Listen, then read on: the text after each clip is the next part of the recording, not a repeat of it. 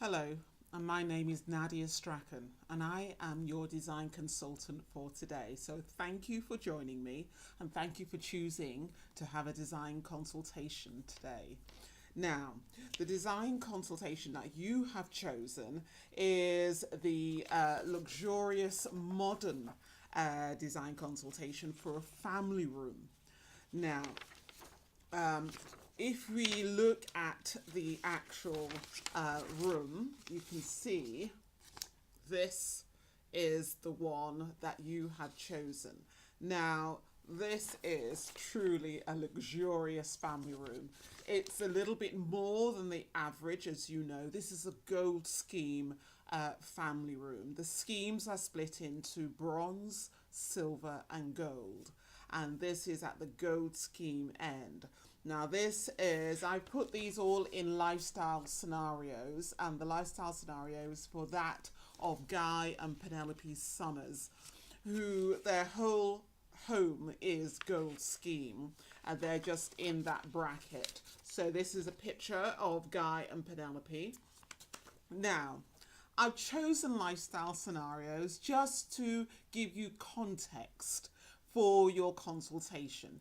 You don't have to be anything like Guy and Penelope or have anything remotely like their lives to have this to be your consultation. It's just to give you context, and when you put something in context, it also gives you ideas for what you can use for your home as well. So whether your home is as they live in a 5-bedroom townhouse, whether you live in a 5-bedroom townhouse or you live in a terrace house or an apartment or a 1-bed, 2-bed, it doesn't matter. Obviously you're drawn to this particular scheme and to this particular look. And so this scheme, if you're in a smaller accommodation, which let's face it, most of us are, then just pare this down. Whatever the scheme is for this consultation, just pare it down to suit you and to suit your home and your lifestyle. So you can just pare it down. If you have a bigger accommodation, then you just increase the volumes of the items to make it relatable to your home and to your lifestyle. Okay, so that's just something just to say straight off the bat. So as I say, that this is a luxurious modern, it's a family room. Now I will be doing these consultations. It's going to be split into 4 sections. 4 sections. So if you've been on the website, which I assume you had to download this down, you'll be able to see it's been laid out for you what the sections are. There are 4 sections. The first section being this video, where I will explain to you how everything falls together and what your scheme actually means and what it entails and what is required from you to do to bring this scheme to life. So that being said, I have put this, as I said, in the gold scheme. Now, there's 3 ways you can attack the gold scheme as you can do any of the other schemes. Okay, there is the full DIY. Very rarely, I will say that from now, very rarely will somebody who's chosen a gold scheme go the full DIY route. Now, obviously, you buy all the items yourself in the full DIY, and also you actually put the scheme together yourself.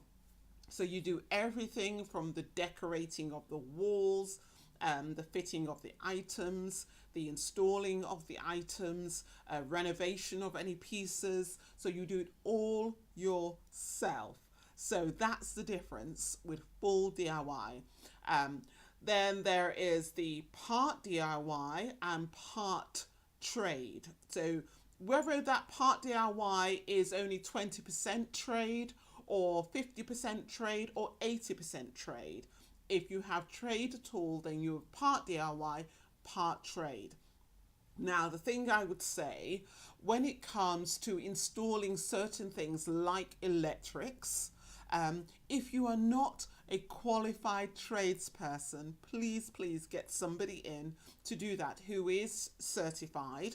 And that's just for your own health and safety and your peace of mind as well, because they usually give you some form of a guarantee, and that's always very wise to do. Unless you're going to go the full DIY route, whereby you're probably a tradesperson yourself and you're more than capable, that's fine. Or if you have somebody that you know who can do the electricals for you, so long as they are certified, whether they're related to you or just a friend, please make sure they're still certified. That's the only thing I would say. And then the next route is full trade. Full trade is whereby you give this consultation with the videos and all the information, you hand it over to a project manager, as opposed to you being the project manager. Okay, so the full trade is when you just hand it over. And so in this, I would say, that's being said, I would say the first thing you need to do is print everything off. Absolutely everything. So you print off every piece of information that's connected with your consultation. So everything is printable. And then you can print all the pieces off. Now, I know you've got it on your iPad, laptop, phone, what have you. That's great for the video part of it, but you need a hard copy at some point, because we need to be able to make notes on this. So that's something that I do all the way through, and I would recommend you do that. In the second video, I will go into more detail about that, and just the importance of why you need to make notes on your hard copy. So as you go along, it's definitely important for your tradespeople to be able to get the printouts, because it has all the information they need on it, rather than you trying to remember things or refer back. So I would say print everything off. That's number one. Understanding the route that you're going, whether you're going to go full DIY or part DIY or full trade. Full trade, usually, as I say, it's because usually you don't have enough time, you're not time rich, and so maybe you hand this over to either a tradesperson, a project manager of some description, be it a builder, or be it your architect, or be it your interior designer. You hand this over and say, this is the scheme that I want. This will save you money, and this will save you time. Money and time, because they can watch the videos and they have all of the, all literally listed, all of the manufacturers, all of the suppliers, all the websites, everything for every item that they need. All they need to do is schedule it. That's it. So that will save you time and money if this is the way you want to go and you've decided this is what I want.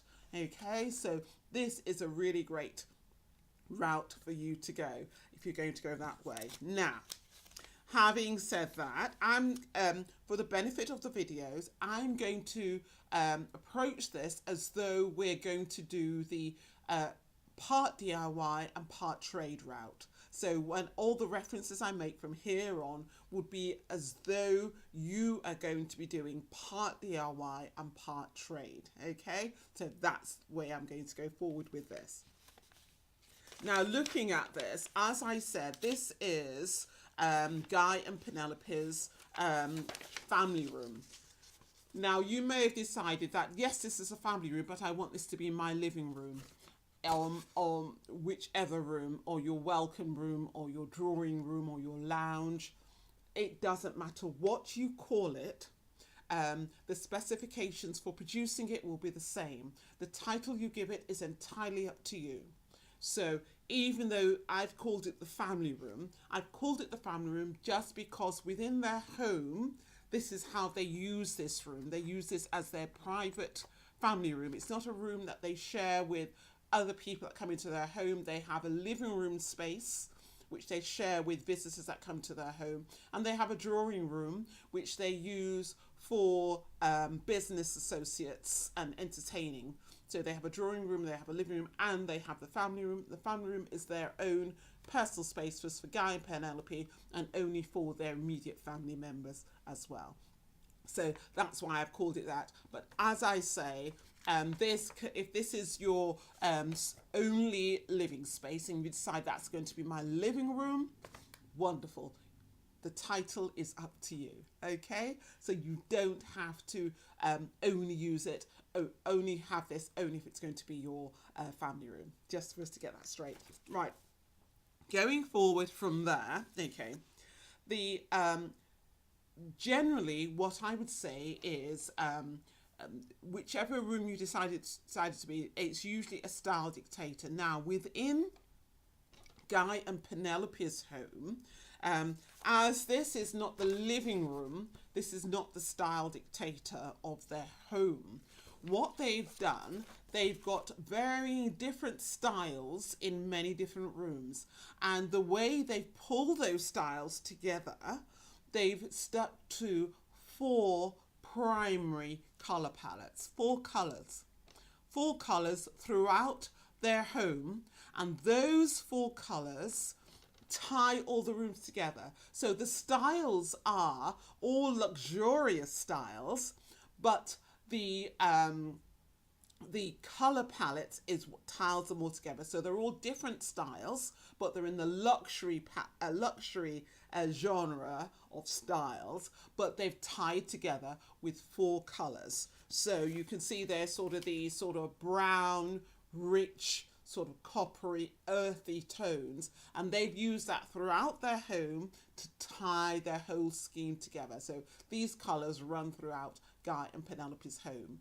just for you to be aware, okay? So that's how, if you've decided that you're going to go that route yourself and you don't want to do a sort of a luxury modern in all of your rooms, and you want to have very differing styles in each room, please stick to just 4 colors as a rule of thumb, and those 4 colors to go throughout your home to tie all of your color, to tie your home together so it looks professionally done, because you are being directed by an interior designer, namely myself. So that is my advice to you. Stick to that color palette and that genre. If you decide that you like some other design ideas that you've seen on the website and you want to put those in other rooms, but the colors are not this palette, you can change the colors to tie in with whichever palette you choose. Just try and keep it within the 4 color palette, okay? And then everything will tie together and work really well, so you don't need to worry at all, okay? So looking down as we go on and we actually look at this, so the next part of it would be the photo analysis. So you'll have a photo analysis. Now the photo analysis that I've given here are the photo analysis of Guy and Penelope's way of using and explaining their room. So this photo analysis explains the room, what the furnishings are and what their possible uses would be. So this is how Guy and Penelope perceive their room and use their room.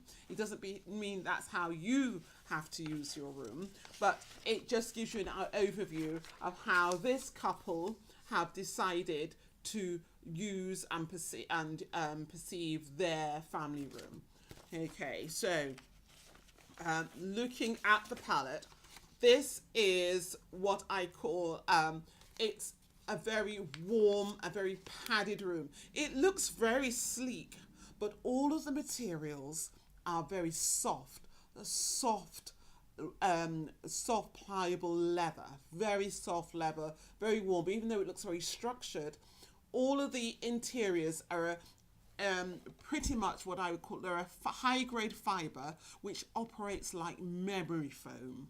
So I don't know if you're familiar with memory foam. Usually you find it within a mattress, a high grade mattress. So it's like a memory foam. The difference being with this one, it's structured in a way that there are air pockets within it, so the air passes through, so it doesn't become too warm or too stuffy when you're on there, so you don't overheat when you're on there. So it's a very soft leather covered sofa. As you see, the color, leather's a good option because it's wipeable. So that's a very good idea. If this was, if you decide that you wanted to rather it be a linen, You can have it as a linen, but you need to make sure that all of the covers, because of the colour of it, all of the covers are zippable, so you can zip them off and remove the covers. So if you prefer linen rather than the soft leather that Guy and Penelope have gone for, that's fine if you go for a type of linen, because it will be a sort of bespoke piece.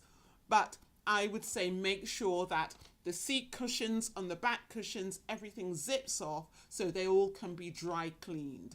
And dry clean, I said that deliberately, not to be put into your washing machine, because even though a lot of upholstery fabrics should be pre-shrunk, a lot of them are not actually pre-shrunk. So dry cleaning prevents any sort of shrinkage, and so you get a really good finish. Other than that, you can get people that clean upholstery to come into your home, and they can clean it in situ. So there is that as well. A lot of companies that do these products, they offer you fabric protection. I would say go with the fabric protection because it comes with guarantees as well. But quite often they can remove any stains, any accidents, red wine, etc., that which may befall something as beautiful as this.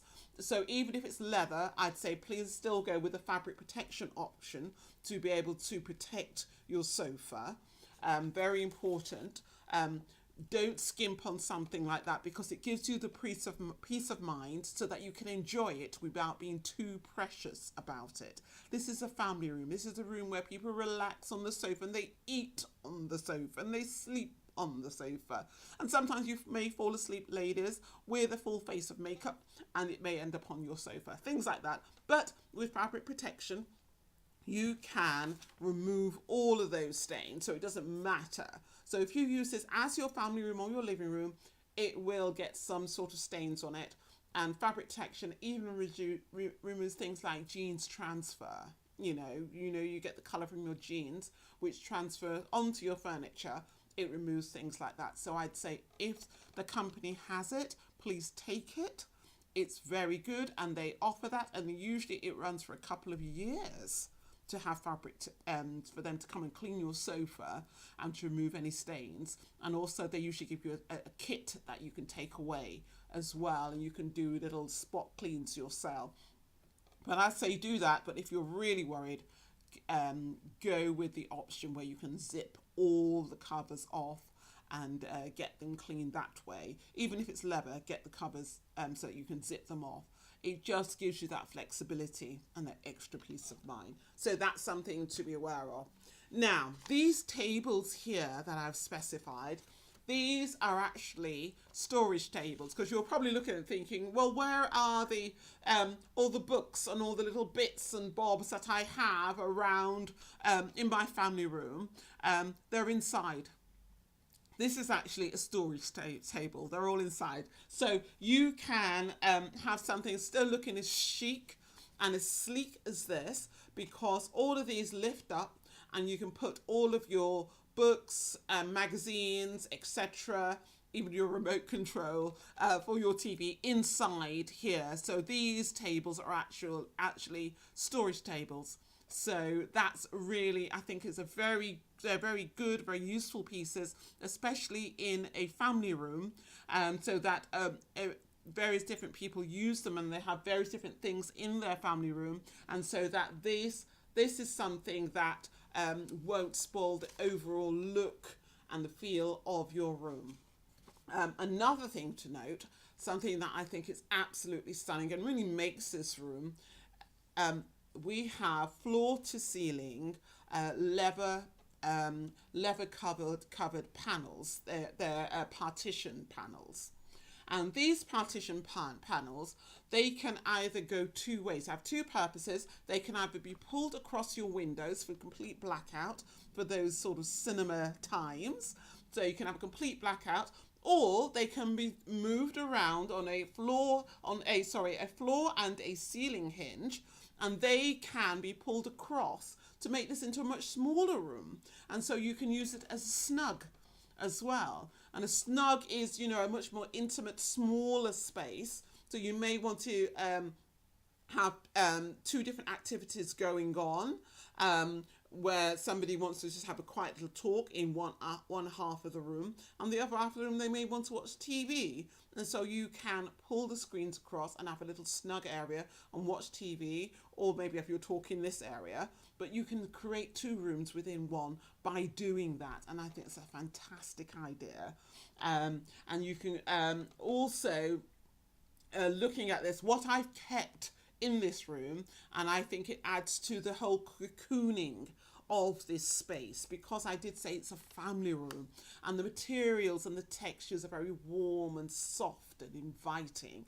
And so what I've done, I put floor to ceiling shears. So shears, I know blinds are very popular, but I think in this room this was quite important to have floor to ceiling shears. It softens any light that's coming into the room and just creates a really sort of warm and restful sort of ambiance in the room. So I think it's very important to stick with the shears rather than going with a blind, you know, because we've got all these sort of crisp, sort of straight lines, and this sort of softens out the whole overall theme of the room.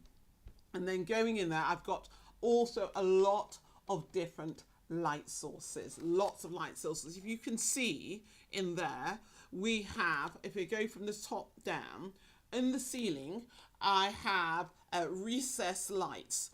The recessed lights, that's the overall ambient light. So when those recessed lights in your ceiling, they're on, they just give a flood of light everywhere, and that's what we call an ambient light. Also, if you don't want to use the ambient light, I have got their spotlights, and that's directional lighting. Okay, so you get sort of directional lighting to light maybe specific pieces of artwork you may have on the wall, or just specific areas you want to highlight. So it's got spotlights as well, so you can use those as lighting. Or we can have this sort of more lower sort of reading lamps, where we've got these table lamps for reading. And then we've got the floor lamps as well for much more of a diffuse sort of softer ambience in the room as well. So we've got 4 different types of lighting within this room. We've got the recessed lights, spotlights, we've got the table lamps, and we've also got floor lamps. So we've got 4 different types of lighting. You can use any combination of them. I would definitely recommend that you have a dimmer switch for most of these, but they would be on their own individual lighting. In a room like this, you can, it's your option if you want to have them on a central base, whereby you can control all the lighting from one central point. That's something that you can do, that's an extra. So that's something that if you've got that much lighting, an electrician can sort that out for you. If you know how to do it yourself, fantastic. But it's something that you can do, but it does give you completely different moods. You can create 4 different moods within this space. As I say, this is your family room, and you want it to be restful, and you want to be able to control the level of lighting, because that helps for the restful experience as well. So that is something that's really important. On the floor, I have a deep pile, a very deep pile, soft wool carpet. In rooms like this, even though you've got this beautiful, soft, luxurious sort of draw you in sectional sofa, we always at some point usually end up sitting on the floor for whatever reason in a room like this. And so you want to know that you can sit on the floor and be very comfortable, or even if it's just for you, you know, in your bare feet, to be able to run your toes through the luxury rug. But you want to have this beautiful luxury rug as a central piece. The rest of the room is carpeted as well. So it's sort of carpet on carpet. As I said, this is a cocoon room. Often I usually have floorboards or some sort of wooden flooring and then put a rug on top. That's generally what I do in most of the rooms. It makes for easier maintenance, low maintenance. But in this room, I'm looking for warmth and cocooning, and that's why we've got this fitted soft sort of velvety wall-to-wall carpet, and on top of that I put a soft velvet soft wool rug as well, so it's completely warm and cocooned in there, just for you to be able to go in there and feel completely restful. In this half of the room, I've got a combination of they've got two different, as I say, we've got the soft voiles there and we've got the shutters. But in this part of the room, we have got the voiles as the outer drapes. And so you've got the option of drawing them and getting this effect for those windows in the back of the room as well. But also there is a Roman blind. So there's a Roman blind. So if you want complete blackout, so if you decided the whole room you wanted to black out, so you could use the actual panelled shutters over this side, and here you could use the blackout Roman blinds as blackout as well. And if you didn't want to have that, you could have this soft voile ambiance going throughout the whole room. So you've got those two options and two ways to achieve it in the two parts of the room as well. So this is an absolutely sumptuous room. As I say, whether you choose to have it as your family room or you choose to have it as your living room, it's entirely up to you how you choose to use this room. But if you follow closely all the ways to put this together, to create this for yourself, you will be so overwhelmed with the finished result. I think the picture looks amazing, but I think when you're in that space, it doesn't do it justice. It won't do it justice. You will have to experience it to understand just how wonderful it will make you feel. As I say, with these interiors, I've put together these interiors because I really believe that interiors have the ability to change your story. And if you begin to change your story, you can change your life. And that's it. It's as simple as that. I've been doing interiors for well over 20 years.